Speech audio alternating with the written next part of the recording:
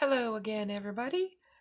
This is day 2 or part 2 of making this bank, getting it prepped for decoupaging.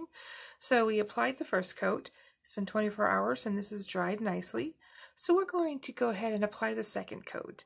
Now remember, there shouldn't be. This is a base coat, and so there's going to be some dark spots, obviously. And so our goal today is really to fill those in. Make sure that it's all white and there's no dark spots. So we want to take our time on this. Again, I have my trusty handy dandy sponge here that I like to use, my sponge on a stick. And then I have my nice cup of white linen chalk paint by Rust-Oleum. So I'm going to go ahead and dip it. And again, I do my tea method. You know, there's no right or wrong way to do this.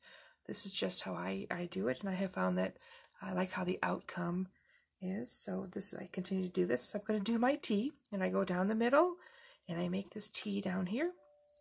And then I go back and forth, and you really just want to take your time on this. Make sure there's no air bubbles. Make sure that there's no dark spots. That is all very light. And a reminder that this is a bank that we're doing, and so we're not going to be going all the way up to the top here. I'm just going to be going to this top of this rim. Now what I typically do is I'll get the jar painted, and then I'll go back and I'll finish this rim up and really clean that up a little bit. So that's that nice side there. Looks pretty good. I'm going to set this down and turn this a little bit. Put some more paint on my sponge here. And again, I do my T method. Go over, and I'm going to overlap this time on what I just did, just so I make sure there's no gap. And I could go back and forth, making sure that it's all covered very, very nicely. And the nice thing is because I am doing a bank and it will have the bank lid, when I put the lid on it, I put the paint all the way to the top of the rim, where the rim meets the edge of the jar.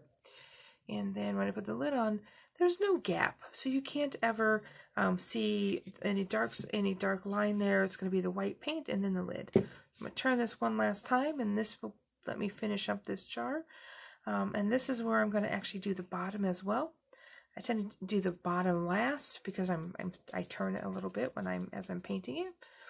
So I'll put that down there, and again, back and forth, take my time, go up to that rim, and then to finish this off, I just take the edge of my sponge here, and I just go along really easily in here.